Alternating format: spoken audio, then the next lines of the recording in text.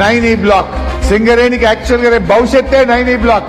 ఆ నైనీ బ్లాక్ టెండర్లలో కూడా site visit certificate పెట్టి నైనీ బ్లాక్ ను వాళ్ళ అనుయాయులకు కట్టబెట్టే ప్రయత్నం చేసింది. దాని మీద రచ్చరచ్చ జరిగింది.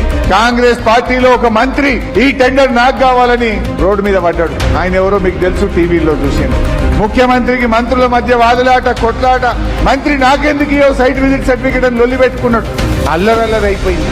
అప్పుడు మన ఈ ఖమ్మం జిల్లా మంత్రి బట్టి గారు వచ్చి ఈ సైట్ విజిట్ సర్టిఫికేట్ తప్పు, ఈ నైనీ బ్లాక్ టెండర్ రద్దు చేస్తున్నా అన్నాడు. నా ప్రశ్న ఏంటంటే, సైట్ విజిట్ సర్టిఫికేట్ తప్పని నైనీ బ్లాక్ టెండర్ రద్దు చేసినావు కదా, మరి ముఖ్యమంత్రి బావమరిది సృజన్ రెడ్డికి ఇచ్చిన సైట్ విజిట్ సర్టిఫికేట్ తో ఉన్న టెండర్ ఎందుకు రద్దు చేయలేదు?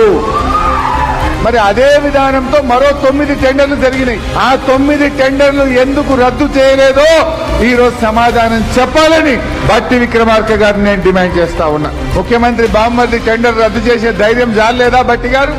ఒక్క నైనీకి ఒక న్యాయం, మిగతా 9 టెండర్లకు ఒక న్యాయమా? ఈ సైట్ విజిట్ సర్టిఫికేట్ విధానాన్ని బీఆర్ఎస్ హయాంలో లేదని మీ సంస్థనే చెప్పింది. మీరు వచ్చినాక పెట్టిండ్రు. ఎందుకు పెట్టిండ్రు? ఎవరి కోసం పెట్టిండ్రు?